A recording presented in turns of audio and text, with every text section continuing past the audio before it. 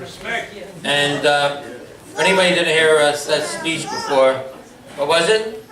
My papa was the best handball player. We wrote that together. And I want Joe Durso to go home and write that 1,000 times.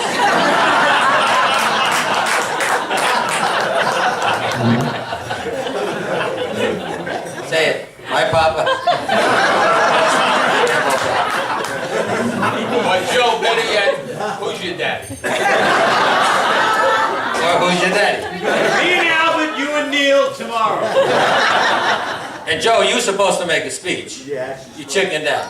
Well, it's about you. It's not about me. Okay. I'll make Joe's speech. I'm going to do Joe's speech. When I was in high school, Joe Durso I came down to the handball courts with the first singles in Lincoln High School, Joel Davis. Joel Davis. And he was second singles. I'll give it. If you want me to give it, I'll give it. But you didn't do it. I mean, you promised to give a speech and you didn't. Just like that happened in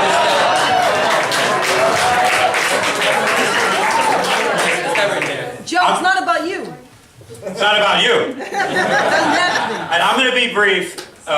Mark is too humble and too nice a guy to say it, so I'll say it. I played with this guy, Joel Davidson. Many of you know who he is, but this guy was an animal. He was like 6'2". He hit so hard. He hit the ball like a monster. He was just so good. And I was like 22, he was like 23, and the both of us... No, you were in high school. He was 22 in high school. 22, he was in high school. He said at 22 he still was in high school. Ladies and gentlemen, Donald Sutherland is right. Okay, so the both of us are smashing the ball at Mark, just like hitting it all our might, every shot. Bam, bam, bam, bam, bam. Now everybody says Oscar was the hardest hitter, which he probably was, but me and Joel were right up there. I mean, I could hit very hard when I wanted to, and Joel hit very hard all the time. So we're smashing the ball at him, every shot. And again, I don't know whether we were 19 or 20, 21, it doesn't really matter. You were in high school.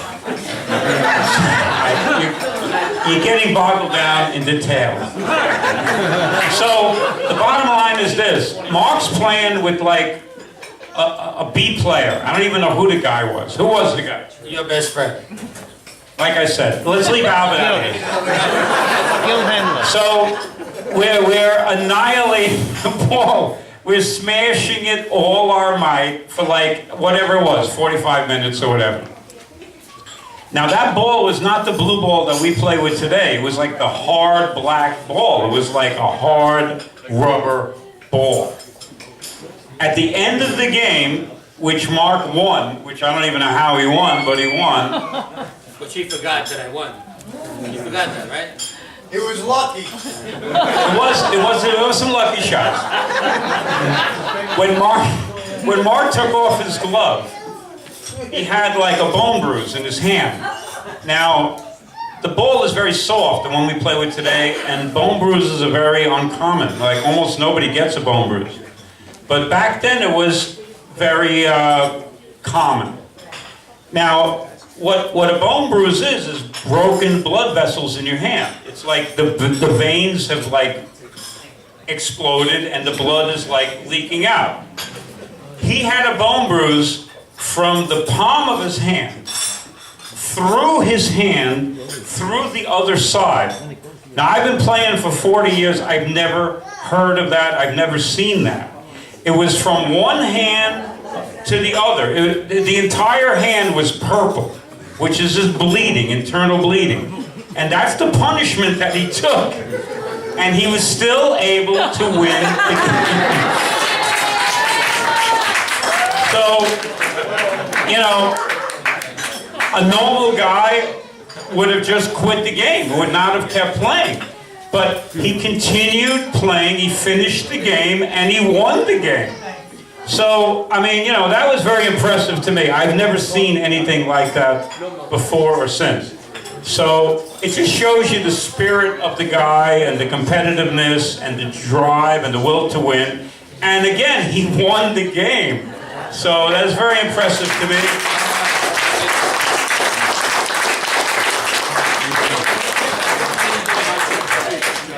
Who said that Joe Durso is quiet? Anyway, thank you, Joe. Thank you for all the speakers. Neil, nice speech. Sienna, you get your chance later on. Robert and Greg, thanks for the comments. They're very entertaining. Greg, you want to say something? No. All right. Anyway, I need to acknowledge a lot of people who are here tonight. You? You want to say something? No. Okay. I think I need to acknowledge first Danny Flickstein. Where's Danny? There's Danny. I mean, how much more can we say about Danny Flickstein? The Norman Mailer of handball. I think he's more than Norman Mailer of handball. The Gorvidal of handball. The Gorvidal. He's been with us emceeing every event for how many years? 30 years? He's been writing articles and covering handball for 40 years. He's been a real attribute to the sport. And, you know, Denny needs to be acknowledged for his contributions.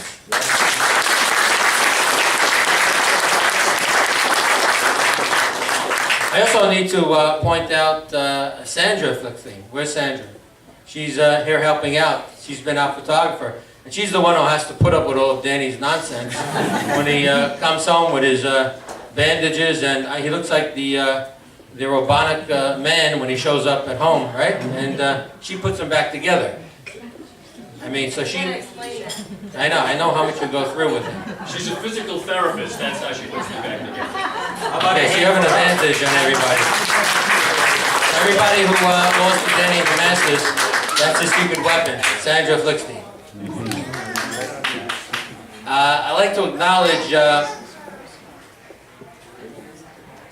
my other co-people who went to the Hall of Fame the same year, Paul Williams, who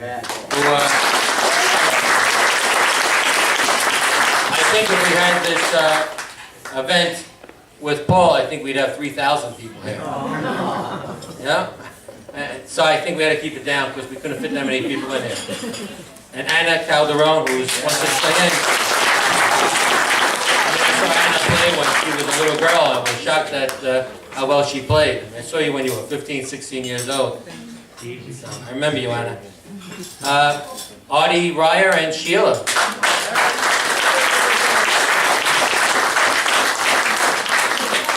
Two very good friends who helped me through this whole process. This process took a long time.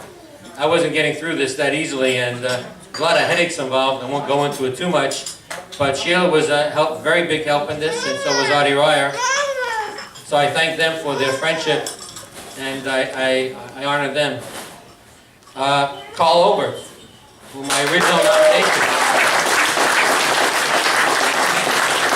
Carl and his brothers Ruby and Oscar. I grew up watching them play, and I was a kid from Brooklyn, and when I went to the tournaments for the first time, I was very young, 14, 15, and I knew to root for the Brooklyn guys, and they'd show up from the Bronx, and they'd show up in these uniforms. I was like shocked, you know, they come in like the army marching in, and they were so organized and so conditioned as athletes that you had to just admire the way they played, with just great finesse and flair. So I honor Carl Obert for his friendship and for his years of handball.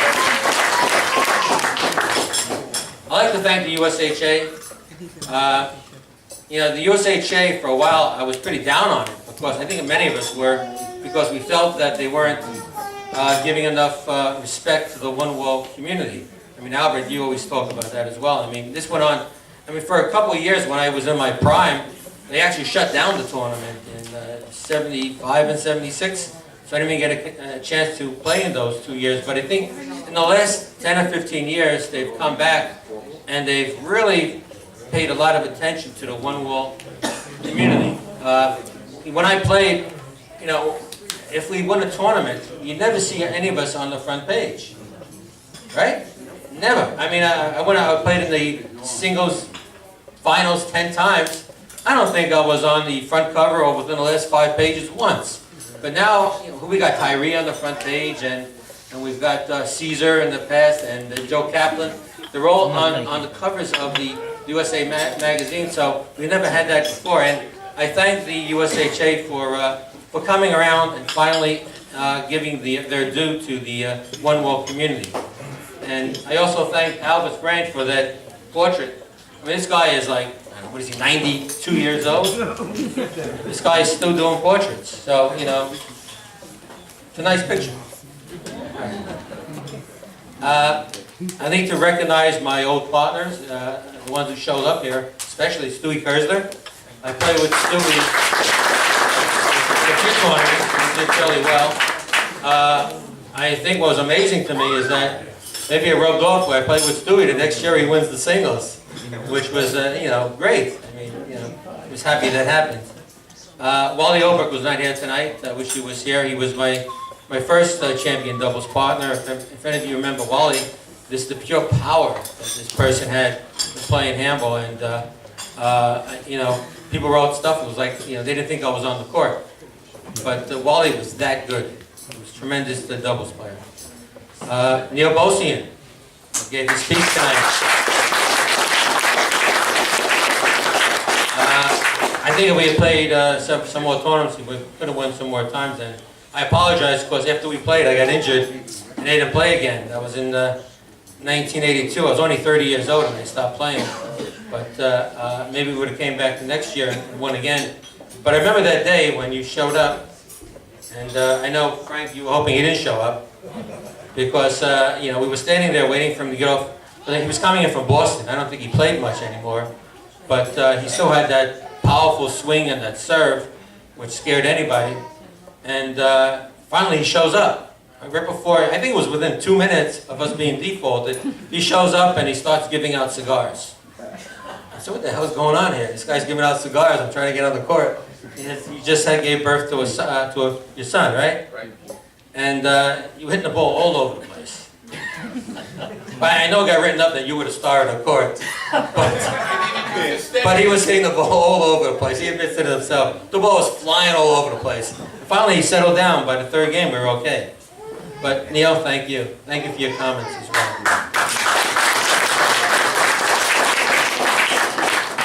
Artie Ryer, another one of my doubles partners. Played with him one time. And of course, we won. Artie Ryer gets into the finals, he wins. That's what happens. And what I remember about that, I have to bring this up, Neil. And Neil remembers what I'm talking about. We were playing the game, and it was a close match. Neil was playing with Alan Serafino, who used to play with Ruben Gonzalez quite a bit.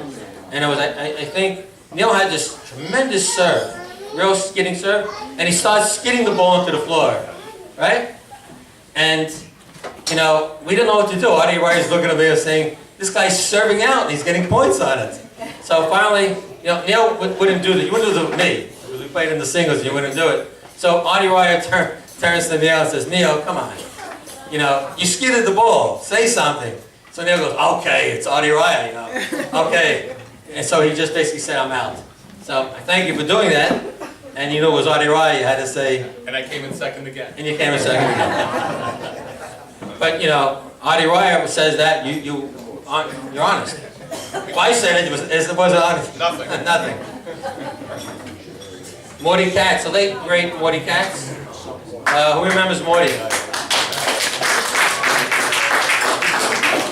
Morty came up to me and played, said to me, Mark, we want to play the doubles together? And I was like, you, Charlie. If somebody asked me to play together, I'd say, fine, let's go play together. Morty was like, he was like a little old man. I said, okay, let's play in the doubles together. I was hanging out the courts. I said, let's play. So we ended up in the finals. We ended up in the finals, and I think you beat me the following year too. Because Morty was that good. He was a steady, solid player. I think he passed away a few years ago. So I give tribute to Morty. As my competitors, Danny Maroney. I grew up with Danny. Danny and I go back, remember the Kenny Gamble tournaments? You played in together, remember? So Danny and I go back, we were like teenagers, and we played against each other for many, many years. I used to beat Kenny all the time at the beginning, but at the end you were killing me. We'd have these long matches. Steve Sandler was not here tonight. I mean, I knew Stevie since I was like a little kid. I used to hang out with him. He set the bar in terms of singles play, so I wish he would have been here, and I'd give tribute to Stevie Sandler as well. Charlie Donacek is here. He's the dean of handball. I think he's the senior person here in terms of, go back to, like, I heard 1930s. You played? The 1930s. Go figure that out. He doesn't remember. You played in the 1930s. They used to rock. Come on, Jay, you go here.